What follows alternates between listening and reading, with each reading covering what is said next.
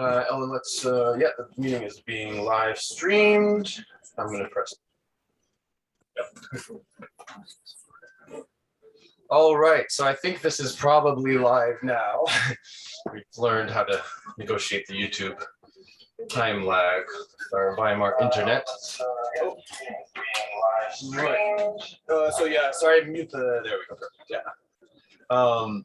So welcome everybody out there and in here. We are once again live from Beethovenplatz in Weimar. And I'm very excited to get to partially host my first streaming session. I've been sort of hosting them all from the other side of the computer and the other side of the screen, but this time I'm really happy to be here with our Hasidic music workshop, which me and the illustrated Dr. Alan Byrne, I don't know. Yes, the musical director of this amazing festival, Yiddishsummer Weimar, is here with us. We've been diving into Hasidic music the last few days, and we are going to share some of what we've been doing, mostly stuff here from the KMDMP, not project because the P is project, the Kisselhoff Makonovetsky digital manuscript project. And I'm also thrilled to have my dear friend Avinoam Stillman joining us from Berlin, which direction that is, I don't know. We are neighbors in Kreuzberg, and he was down here with us last week and gave an amazing presentation about the history of Hasidus yesterday. And today we're going to dive into detail about some specific groups of Hasidim in Ukraine, and I'll let him tell more about that. But yeah, this is really a big honor for us, so let's get into it. And I think we're going to start with Avinoam giving a short introduction about sort of situating us where we are. And then we'll play for you, and then we'll listen, and we'll play, and yeah, let's go. So without further ado, Avinoam Stillman. Hey, everybody. This is so exciting. I wish I was out there on the lawn with you like yesterday, but it's also nice to be zoomed in. Today, we get to talk about Hasidus, which has more name recognition than any other Hasidic group, for the very simple fact that we're talking about the Hasidic group that came from Chernobyl. For very tragic reasons, obviously we've probably all heard of Chernobyl, as opposed to the majority of Hasidic dynasties, which come from little towns, which thankfully did not have nuclear disasters happen there. But the Chernobyl Hasidus is really one of the biggest Hasidic groups, and it's one to which I'm personally connected. So I'll speak about that a little later, but I just want to share sort of an overview for those who weren't lucky enough to be in Weimar yesterday. We talked a lot about how the Hasidic movement developed towards the end of the 18th century as a response to all sorts of instability in Eastern European culture, and it took a lot of different forces and brought them together to create something new. And the figure most responsible for that, I'll just name again, Rabbi Israel Baal Shem Tov, who became the legendary founder in the imagination of later generations of Hasidim. Following him, we spoke about Rabbi Dov Ber, the Magid, the preacher, the teacher of Mezrich, who had many students who then went out and spoke to their own communities and brought the teaching to new places, to Poland, beyond Ukraine, where this all started. And one of the few people who has the claim to fame of being a student of both the Baal Shem Tov and the Maggid of Mezrich was Rabbi Menachem Nachum of Chernobyl, who's often known by the name of his book, Me'or Einayim, The Light of the Eyes. I'll give a quick side plug. This whole book, unlike almost any other Hasidic book, has just been translated into English by the very prominent scholar and rabbi Arthur Green. So check that out, The Light of the Eyes. And Menachem Nachum was a sort of run-of-the-mill preacher. He was very creative, but he was a poor guy. There was nothing particularly prominent about him. But his teachings were popular enough and powerful enough And in fact, very deeply, some of the clearest explanations of Hasidic philosophy are in his book about what it means to find holiness in the physical world and to serve God with joy and all sorts of things. He died in 1797, so right at the turn of the 19th century, and his book was printed. And so his son then took on the mantle of being the Rebbe, being the leader. And this is one of the first examples we have of a dynasty, right, where the son of the teacher takes on the same role. And he was called the Maggid, teacher of Chernobyl. So Reb Motel or Mordechai of Chernobyl, so this great teacher who consolidated the power and created a great court. We spoke about the courts, which are the ways in which the Hasidic leaders created pilgrimage sites. People would come to them. But our story really begins with the children of Reb Motel. So we're talking 3 generations, right? And as we say in English, the third time's the charm. And we have the same idea in Jewish culture that if something happens 3 times, it's a chazaka. It's definitely going to keep going. And that's what happened in the Chernobyl world. The 3rd generation, things really took off. And you have 7 children or 8 children of Reb Motel of Chernobyl, and all of these 8 sons become rebbes. So suddenly throughout Ukraine, you have representatives of the Chernobyl dynasty. And we'll talk a little bit later and hear some tunes from these communities, but the main one that we want to talk about here is Tolner. Tolner is a small town in Ukraine. I was lucky to visit there a few years ago, and it's very beautiful. It's in the hills, but there's not that much happening there. And there's a small grave there of a man who in his lifetime had thousands and thousands of followers. And that's Reb David Twersky of Tolner. And we'll talk more about him later and his particular character, his love of music, and his love of jokes.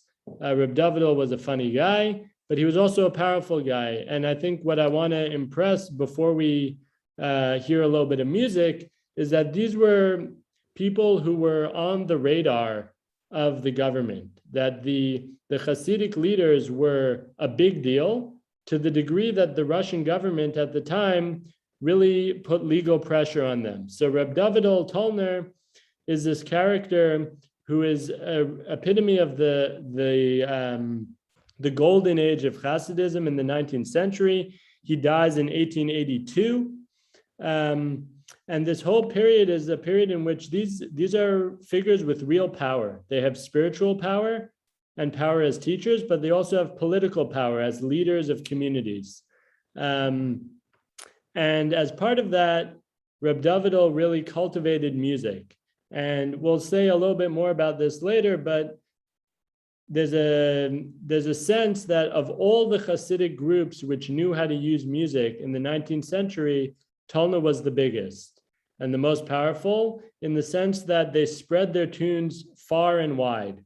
And so I'm sure Craig could say a little bit more about this maybe, but when we look at the repertoire, the musical repertoire that's represented in these manuscripts, these amazing Kisselgov, Maknievetsky manuscripts from Kiev, there's probably a disproportionate number of Tolner tunes because of how far widespread this particular musical tradition was. And like I said, we'll jump more into it later, but first, I think Craig has, and the rest of the amazing participants who I got to hang out with a little bit, have a sort of suite of Tolner nigunim to share with us.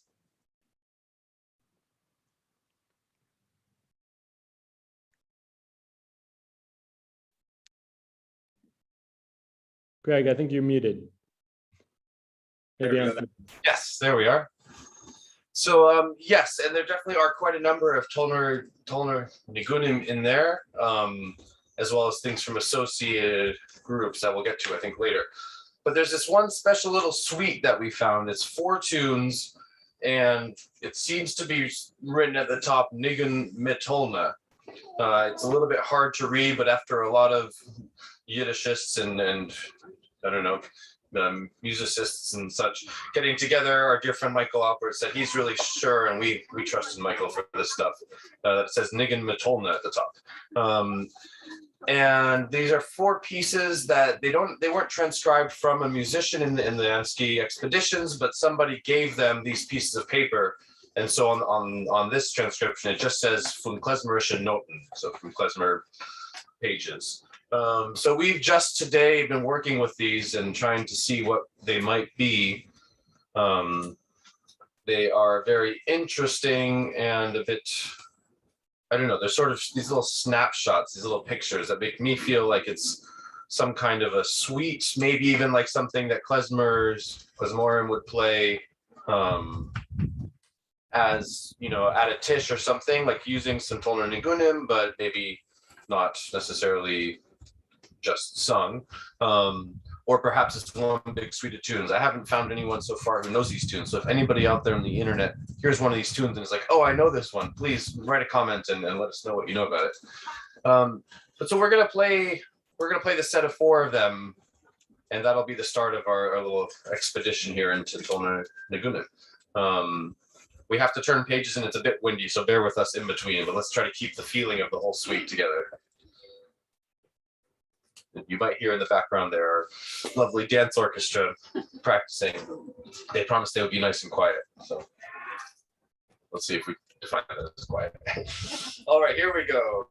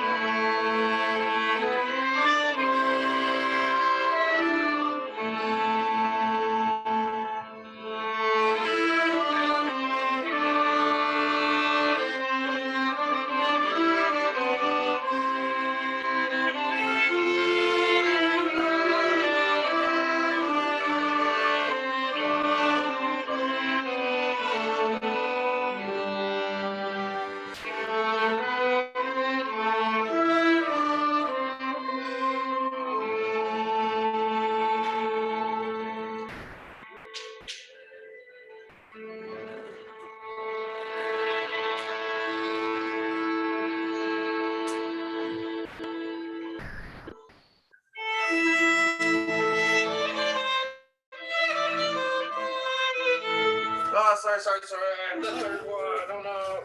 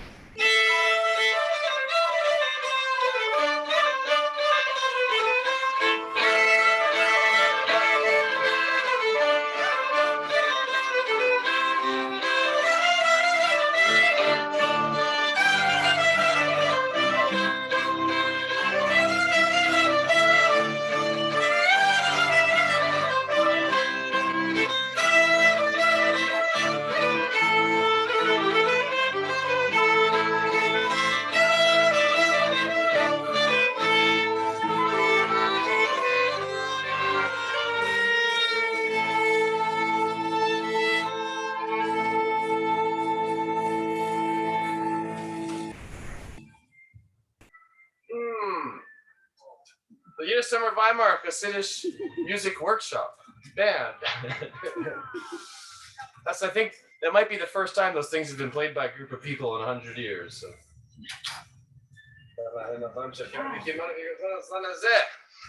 Amen.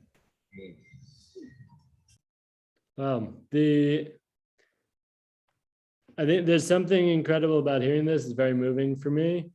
And I don't know if maybe you want to say something about it musically, Craig, or otherwise I can say something about my thoughts about it historically. Okay. Sure.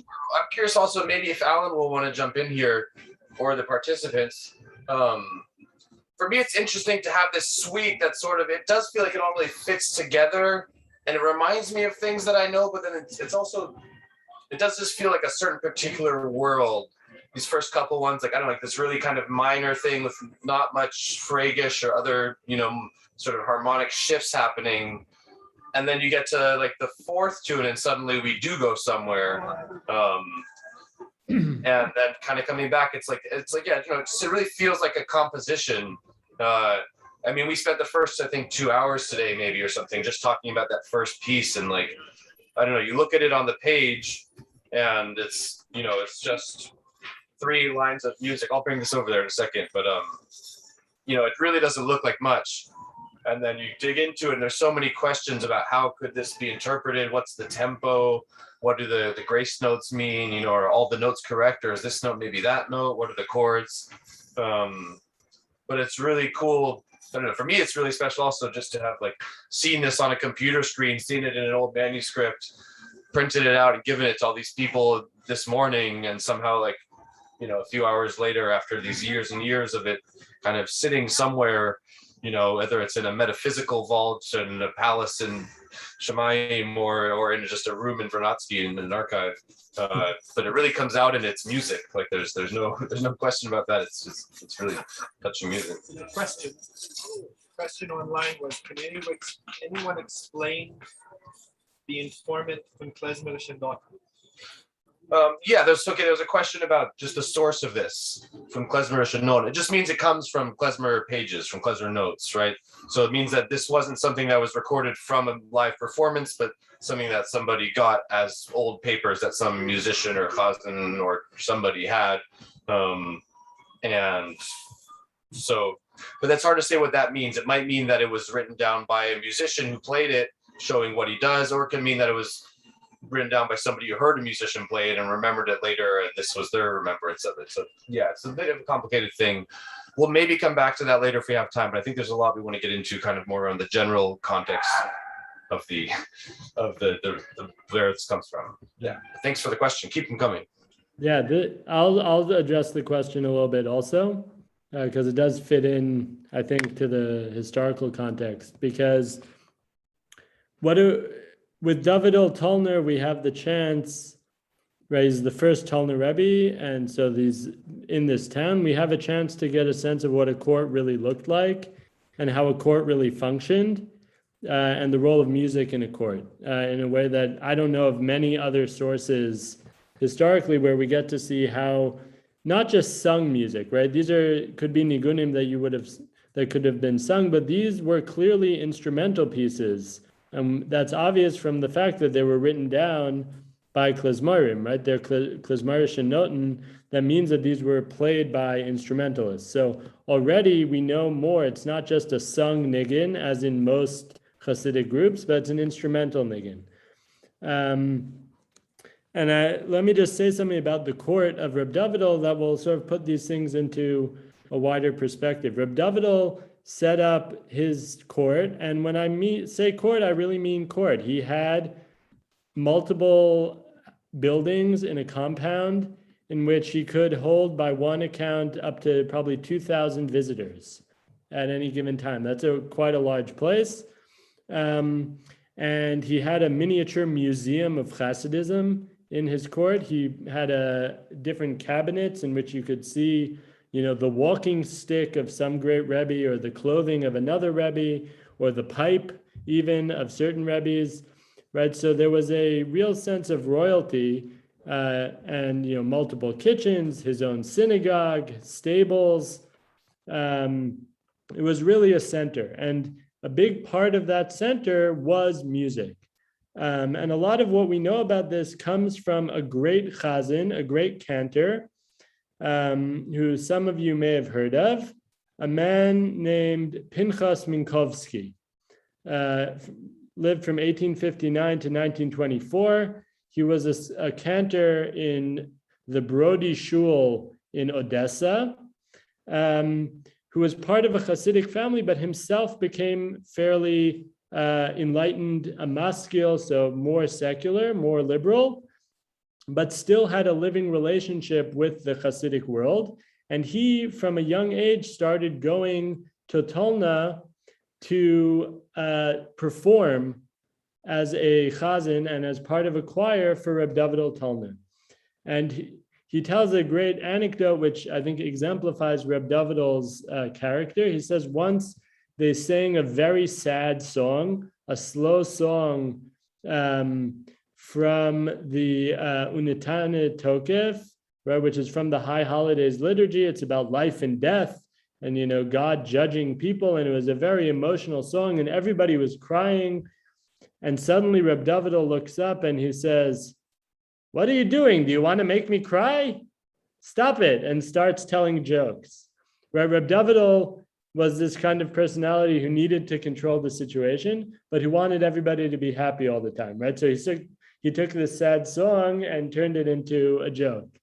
But Minkowski reports that David brought in all of the best klezmorim from around the region. So this is the Kiev region, that really the heart of Ukraine, and he was bringing in musicians from all over to play at his court. There's even one account, which I think is really interesting, that he had a bunch of clocks that would play European classical music, right? So there must have been music everywhere in Reb David's court.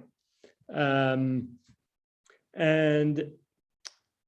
one thing that is also interesting that we've spoken about is how people get associated with particular towns, right? And once you realize the actual architecture and the way that these Hasidim created a space around them and the Rebbes created a space, it makes more sense, right? This town, just like when we think of Weimar, we think of Goethe. If you thought of Tolna, you would think of Reb David, right? They're totally linked in people's minds. And so I wanted to play a song in that vein, a recording, the only one that I know of this particular tune, but with words that are quite famous, actually, for anybody who is a fan of Yiddish literature. So I'll give a little introduction, and then I'll play this very short 50-second recording. Probably many of us who are interested in Yiddish culture and literature have heard of Yud Lamed Peretz, Y.L. Peretz, right? One of the great Yiddish authors, an activist, a thinker, a fantastically interesting character in Jewish history. Yud Lamed Peretz wrote a story, which is well known, called the Gilgul von a Niggin, right? The transmigrations, the reincarnations of a niggin. And this is a story about a song that is sung by a chassid and then gets overheard by someone else and overheard by someone else and goes from place to place to place, finally, making it into totally non-Jewish, non-religious spaces, and then is heard again and is brought back to the Hasidic world. So the way that a song can pass from person to person over time. And remarkably, I'd heard of this story quite a few times, but I had never realized if you look at the original story, the whole story is a dialogue between a Tolner Chassid and a bunch of Polish Hasidim. And this Tolner Chassid has a very low opinion of the Polish Hasidim. He says that they don't know how to sing. He's like, they sound like hens being slaughtered. It's pretty juicy. He's like, these people are just screeching. We in Ukraine, we know how to sing a sweet niggin, a soft niggin, and we know how to play violin. Says everybody has a fiddle, right? This is a totally different world than those Polish people. I love Polish Hasidim, nothing against them, but that's the story. And in that story, there's this song about Reb David Tolner. When Reb David Tolner moved from Vasilikov to Tolner. And the amazing thing about this niggin is that it's the same words with two different tones. The first half of it is very sad because it's sung by the people of Vasilikov when their Rebbe is leaving them and moving away to a different city. And the second half is very happy because it's being sung by the people of Tolna when their Rebbe comes and moves to Tolna and brings all this wealth and joy and celebration. So I'm going to play this recording. If anybody knows of another version of this, I would love to hear it. There is a very cheesy and amazing, but cheesy version of this that's quite popular. I know the Jan Pierce version. Other people have probably heard other ones set to a fairly well-known klezmer tune, but this is a different sort of tune. And it's sung by somebody named Aaron Liron, who was at least died in Israel. I'm not sure where he was born, but who recorded a bunch of tunes that he had learned in the Bnei Akiva youth movement as a child. And this is one of those tunes, but he sings it in Yiddish. He sings it with a guitar. And to my ear, he sounds like someone who knows what he's saying, right? The Yiddish is clear. The recording is not so clear, but you'll bear with me.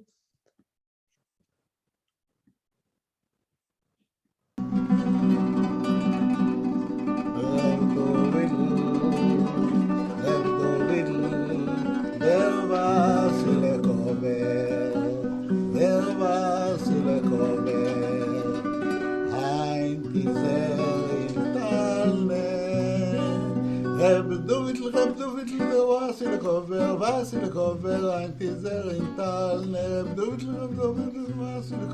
Vasilikov, ein Tizer in Tolner. Reb David, der Vasilikov, ein Tizer in Tolner. Reb David, Vasilikov, ein Tizer in Tolner.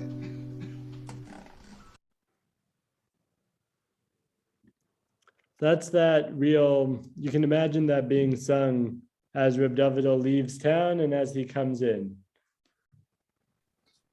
Yeah, and in case anybody didn't catch it out there, the lyrics are Reb David, der Vasilikov, right, from Vasilikov.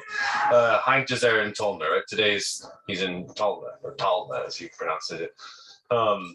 And the melody of the other tune that's more familiar, I think, it has the same lyrics, is that I've never quite traced it, is what we know as Mayufis, right? The famous Tanz Tanzidole.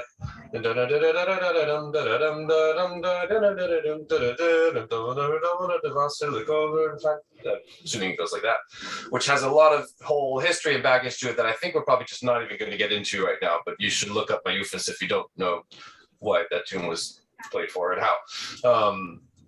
But that's really interesting. I had a quick thought was you mentioned Yud Peretz, an amazing writer, and there was a fantastic lecture by Michael Steinlauf about Yud Peretz and modern Yiddish literature and movement. So if you missed that, go through our YouTube videos on the Yiddish Summer Weimar channel and find the Michael Steinlauf lecture. It's really, really interesting. Back to you, Avinoam. Okay. Yeah, so this story I found really amazing and is really something which I think, even though it's literature, it speaks to Reb David's love of music and the fact that it was widely known by everybody that this is the court that has nigunim, that spread all over the region. And there are a few other sort of highlights. I'll play a bit of a tune now and then we'll hear more from our living musicians, but just a classic tune that came out on the, if anybody knows the Chekhov's band recording, I know, Craig, if you want to say something about it. No? Sure. Just to say, this is an amazing record that was put out, I don't know, maybe 10 years ago already now or something. It's been 5 to, I don't know, something, 5-ish, by BMI, I believe, and EMI, right, the other one. Yeah, and the amazing Joel Rubin, I think, worked with them. I think maybe mostly on the liner notes. I'm not sure if he was involved in selecting the tunes also probably. And Alan probably remembers the other main person involved in this. I think Mike Aylward, yeah, I think you're right. But yeah, there's all these recordings in the EMI like vaults, that they never released, stuff that they went around Europe and they recorded these people, and then they thought, no, I don't think that's going to be the next big hit. So they managed to get in there and find some of this stuff. And there's actually like thousands of Yiddish recordings in there, mostly cantorial music, some Yiddish song, Yiddish theater stuff, and then like a little chunk of klezmer tunes. So they put out this album, Chekhov's Band, that is full of these really interesting, really old sounding musicians, Titun Schneider, Gieters Orchestra, Moshe Beek, these like really cool, weird bands that were like, and it's hard to tell, is that the way that band sounded before they listened to recordings and, before things changed, or are these just outliers? Whole other subject, but check out that album for sure if you haven't. Right. So the tune we're going to hear is played by a band which has a very original name, Jewish Wedding Orchestra, which I think would be a great name for a band. And this is called the Tolner Rebbe. It's just the Tolner Rebbe. There's nothing more to say. And I'm sure they have Reb Davidel in mind. Again, did this tune come from klezmorim who were playing for Reb Davidel? Or was this a tune that Reb Davidel wanted them to play for him? Like, where did the music come from? Right? Is it a Tolner tune that they took on? Or did they bring a tune with them to Tolner and the Tolner Rebbe said, oh, that's my tune? Right? No way to know. But here we go, and we'll hear at least part of it.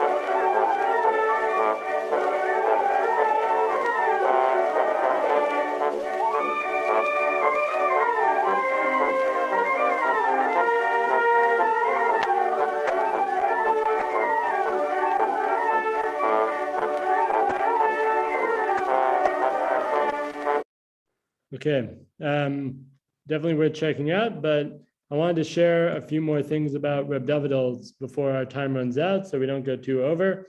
Reb Davidel Tolner is a colorful personality, and I just wanted to share another one of his jokes, or maybe another 2 of his jokes, because they're great.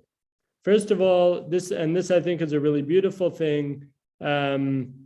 He was known as a Rebbe of people who had mental illness.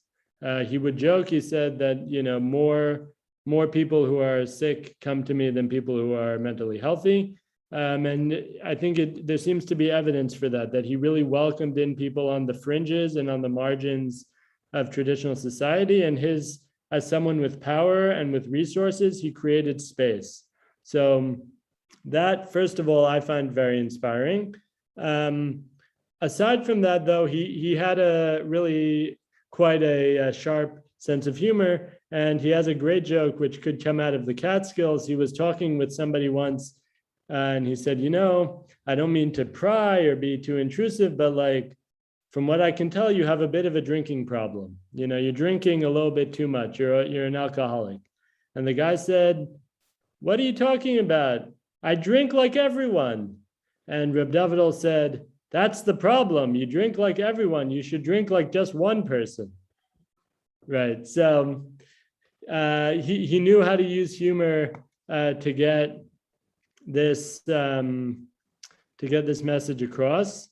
There's more to read about this and about him on the YIVO Encyclopedia, a great resource I would recommend, YIVO Encyclopedia, that you can look up Chernobyl or David of Tolner or all these different towns. There's a lot to be said about this, so I won't go into it, but I really wanted to bring out, and we'll hear a niggin from a figure named Reb Yossel Tolner, who's a fantastically interesting person. The more I dig into him, the more I'm amazed. Reb Yossel Tolner was born in Tolner, even before Reb Davidel came there. And he was born to a musical family. His father was a chazan, probably also a chassan at some point there. That's why he had a child. And as a chazan, he was, in fact, probably the inspiration for another work of great Yiddish literature, Matel Pesedim Chazans, the last unfinished novel of Shalom Aleichem. So this is a well-known musical family. And we know a lot about Reb Yossel Tolner's life thanks to his daughter, Dvara Leah Rosenblatt, who lived in the Bronx in New York in the mid-20th century. So finally, a woman's name in the picture. Dvara Leah, clearly a talented Yiddish writer who wrote a very informative letter to the Yiddish Vorwärts, describing her father's life. Her father tragically was murdered in a pogrom in 1919, in a very tragic manner. I won't go into all the details. It's quite gruesome the way he was murdered, but in his life was somebody who actually went into music against all the best inclinations of those around him. His family wanted him to be a rabbi. They said, you're smart enough to be a rabbi. You don't need to be a chazan. But he loved music so much that that's the path he went down anyway. His daughter says that he taught himself musical notation and that he would go stand outside the windows of young ladies practicing piano in the town of Tolna, not Jewish, people playing classical music or waltzes or whatever popular music they were learning from sheet music. And he taught himself to read and write music. And at a certain point, Davidel picked him as his chazan. So he was the #1 singer. And not only that, but he took upon himself to write a new niggin every week, so that every Shabbos, if you came to Tolna, there would be a new niggin making its debut. And his daughter says he must have written at least 500 tunes.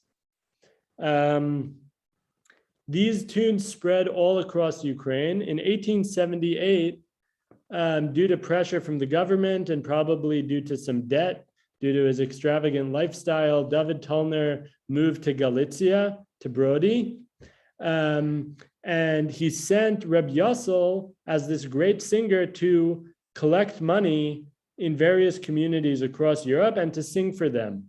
And so we hear that Reb Yossel went to Vienna. He went to Berlin, where I'm sitting right now. He went even as far as London. And his daughter writes that wherever he passed, he sang these nigunim, he sang these songs. And so the tunes of Tolna spread all across the European Jewish community, from London all the way to Kiev. And so he's a really fascinating, powerful character, and someone who just was so clearly in love with music. And I think it's really, often these characters who we hear about, first of all, it's so rare to know who even wrote a niggin. But once you know who wrote a niggin, it's even rarer to know anything about them. And we're so lucky that Dvara Leah Rosenblatt, who managed to escape to the United States and who had a beautiful Yiddish, was able to write about her father's life, someone who died under tragic circumstances, but to bring his particular Hasidic love of music to life, and just describing this person who would never stop singing. There was never silence around him. I think it's really a special thing. So Rabbi Yossel Tolner is personally now one of my new favorite historical figures, and I feel really blessed that because of this amazing workshop, I got to dive in and find a little bit more about him. We have, I think, one nigun we have many nigunim from Rabbi Yossel Tolner, right, that he wrote. Again, he wrote 500, so there are probably many that we don't have. There are definitely many that we don't have, but we have one tune that Craig and the gang prepared.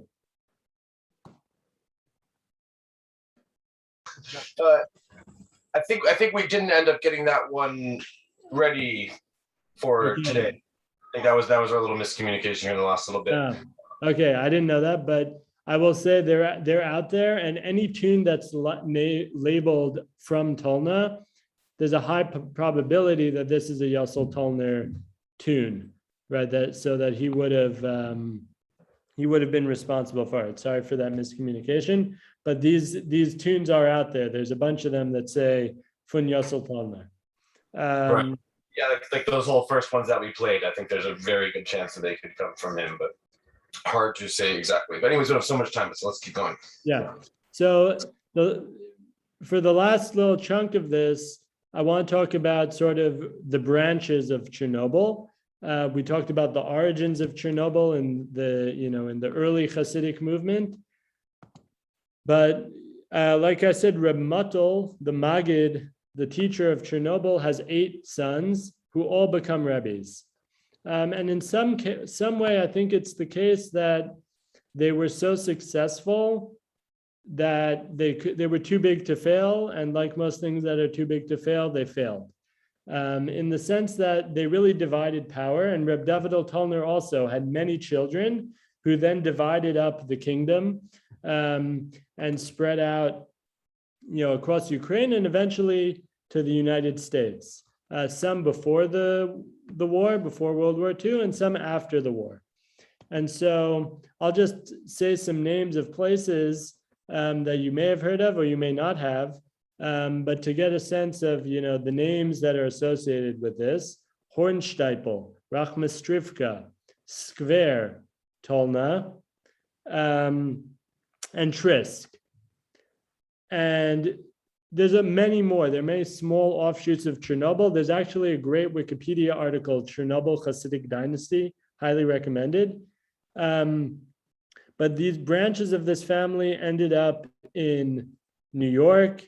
They ended up creating the town known as New Square, which is probably one of the most famous contemporary Hasidic shtetl villages in New York.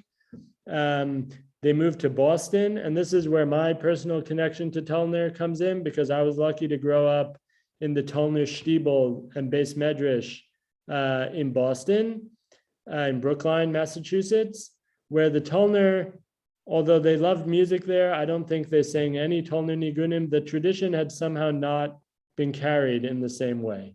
And it was a very special place with a very different flavor. Place where, this being Boston, many academics were present.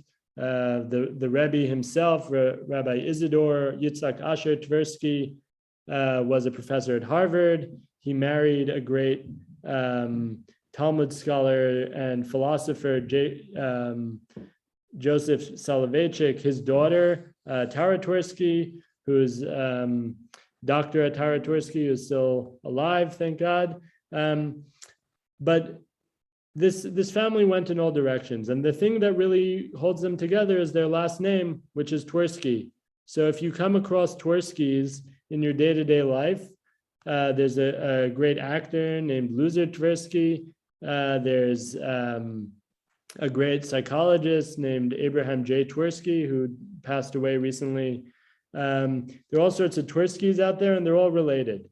And obviously, that probably comes from a name of a town in Eastern Europe, but by family lore, they say it's related to the city of Tiberias, the great holy city in Israel, and it celebrates their connection to that city, which was a major center of Hasidic life in the land of Israel already in the 18th century, so maybe there's something to it. Anyway, I think it's when we go to contemporary Chernobyl, we see just Hasidic groups that are proliferating, and then they intermarry and they marry each other, and it gets bigger and bigger. And so to that end, we're going to hear, I think, 2 more tunes. One tune coming from Trisk. There was also the Trisker Magid, right? This great leader from Trisk. And then we're going to hear a tune that I learned actually in Skver, in this town of New Square once. And I remember it being sung by all these Hasidim sitting on bleachers, and they would just get higher and higher and higher, and the tune kept going up a key. I don't know if we'll do that today, but it really it got very, very wild very quickly. But this is a tune that actually, for what it's worth, my informants, my dear friend Moshe Rosenberg, he told me that this comes from Vizhnitz tradition, and that one of the Skverers married a Vizhnitzer, and so then the Vizhnitz niggin became a Skver niggin. This is the way music works, right? A klezmer shows up in Reb David Tolner's court, and he plays a song from somebody in Kiev. Reb Yossel Tolner overhears somebody singing, in a window, even a non-Jewish person singing some tune, and incorporates it into his weekly niggin. And everybody out there now on YouTube can listen to this song, and who knows what the next Gilgul, the next migration of this niggin will be. It could go in any direction. And that's what's beautiful about music. Nobody owns it. It just is in the air.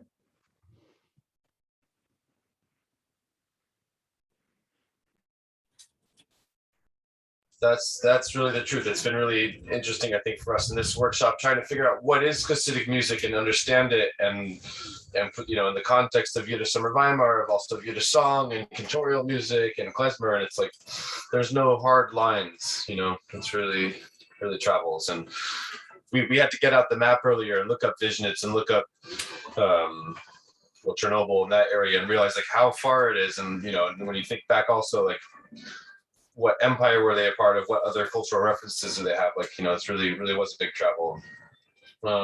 Cool. So yeah, I think we'll play, should we just play both of them? We're about out of time, so I don't know how people are feeling. Yes, let's play both of them in a row, more or less, and then we'll see if there's any last questions or something, and kind of wrap up with 2 of them. So we're going to first play a Tishnigan, which we just sang for the first time a couple hours ago, and then we're going to do this niggin that you talked about from Skver and Vizhnitz, which I'm curious, is New Square related to the word Skver? Was that an anglicization of Skver in a way? Yeah. In New Square, this is actually a funny story. They named it it was going to be New Skver, but they made it New Square because that could be written on English maps. And originally they wanted to name all of the streets in the town after different rebbes. So there was going to be Rachmistrivka Boulevard, and Trisk Alley or whatever. And in the end, the local government would not let them do that, and they used the names of American presidents instead. So the main center in New Square now is Truman Street. Yeah, you can't always get what you want. Cool. Well, so let's see what happens. We'll sing this one, and then we'll play the next one, what we remember of it. Sing and play. So let's be ready to go right into the second one. And for anybody following along at home, this is KMDMP number 14-49-1348. Tishnigan, and it was collected from Moltel Schwartz and Pinkas Paz, who one of them at least was 51 years old. They're Trisker Hasidim, but they lived somewhere that wasn't Trisk. And yeah, that's probably enough information about them. I think they were shopkeepers, and it said somewhere else. Yeah. Let's see. So we'll sing this first one, yeah.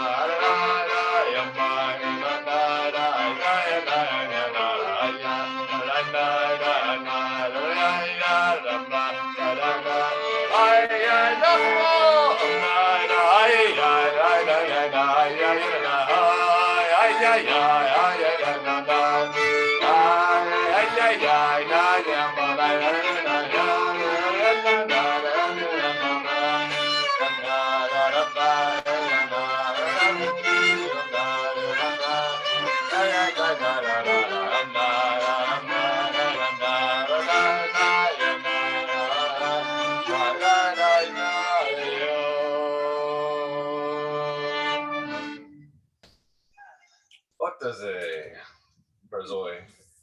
Were we Ukrainian? Wow.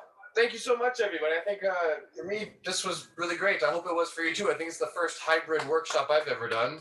And somehow I think the technology actually worked.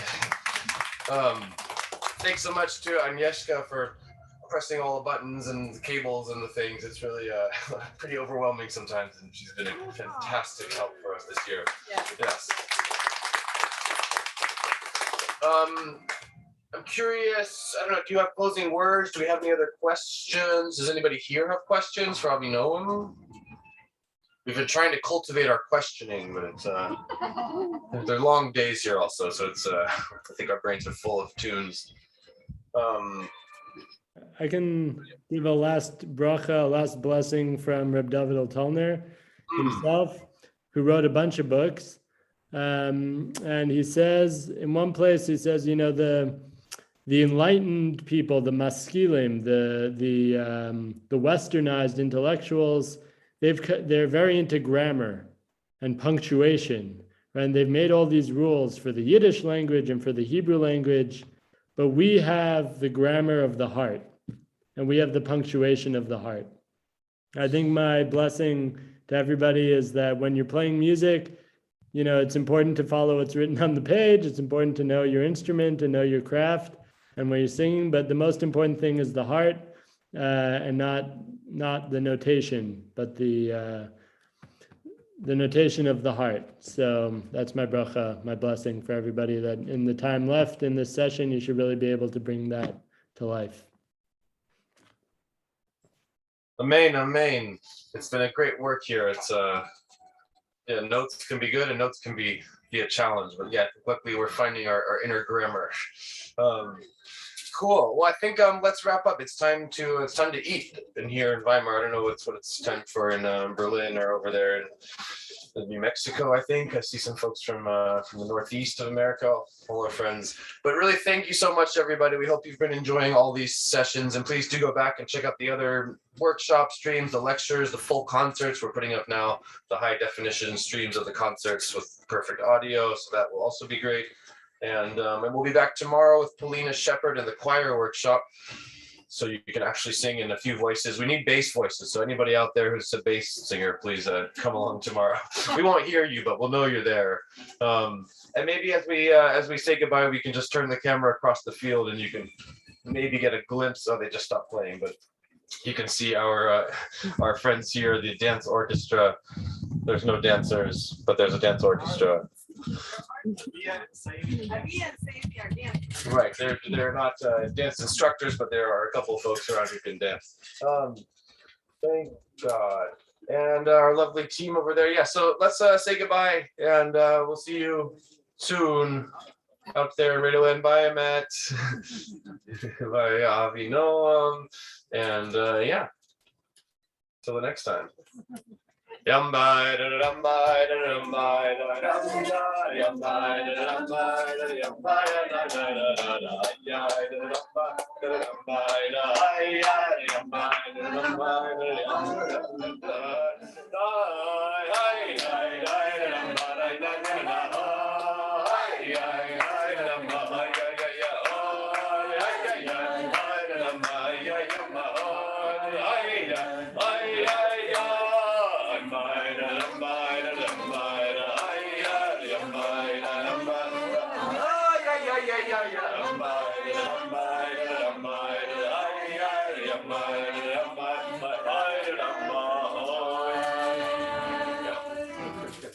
Yeah. Bye. Glad we recorded that.